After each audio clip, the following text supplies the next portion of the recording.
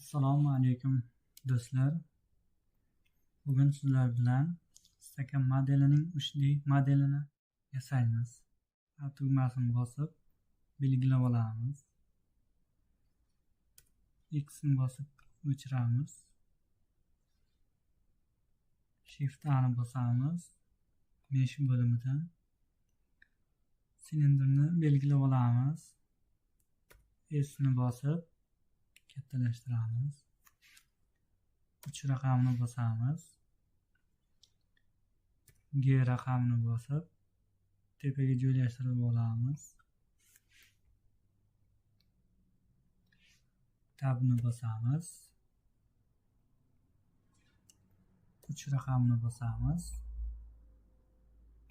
Yuzani belgilab I harfini bosamiz.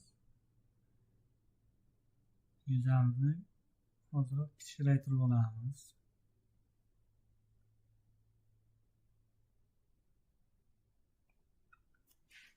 X ni bosamiz. Face bo'limiga bosamiz.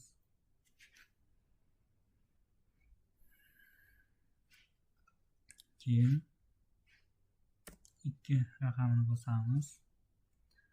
Alt ni bosib mishkani chap tarafini bosamiz. Face bo'limidan Grid Fieldga bosamiz.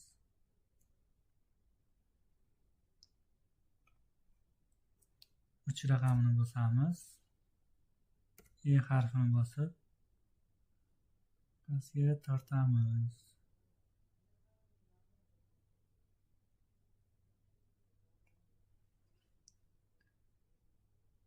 S harfini bosib kichiklaytirib olamiz.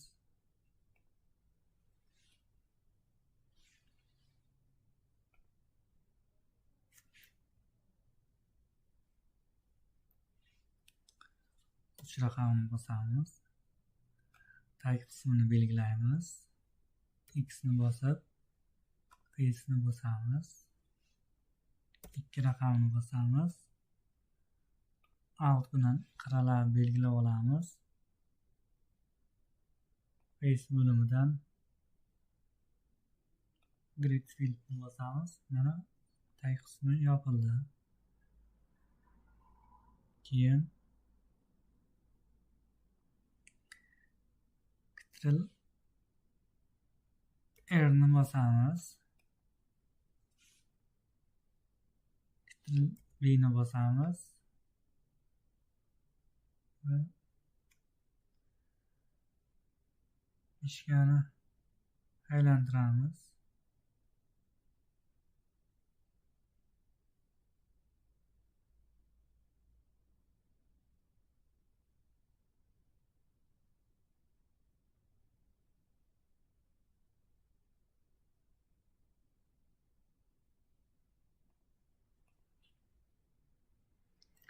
So'ng 3 raqam bosib Shift ni bosib yuzalarni belgilaymiz.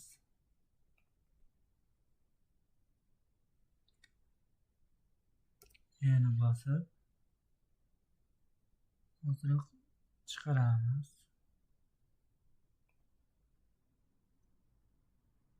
Check bo'limidan Break'ga Add Loops'ga bosamiz. Pastdan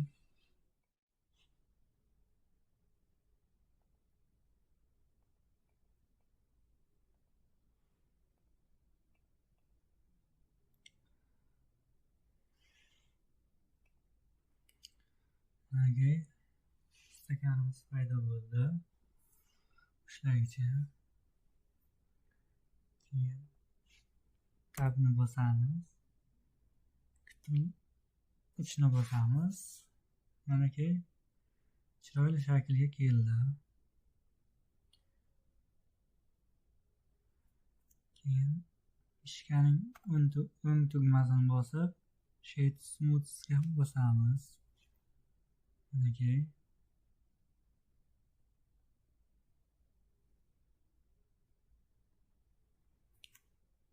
stakanimizga rang beramiz. material bo'limidan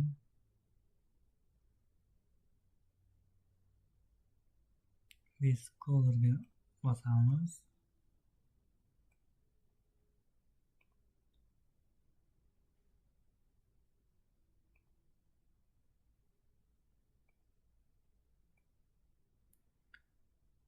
Menga havo rangi yoqqani uchun shu rangni belgiladim. Sizlar o'zlaringizga yoqqan rangga rang berishlaringiz mumkin.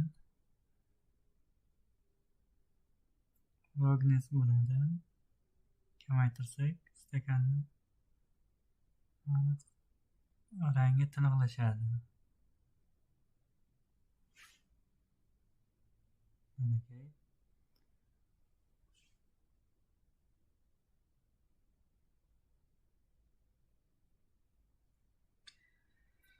Mana do'stlar, bugungi darsimiz shu yerda yakunlandi.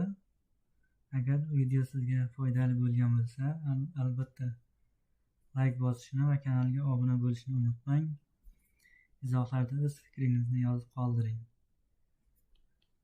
Rahmat.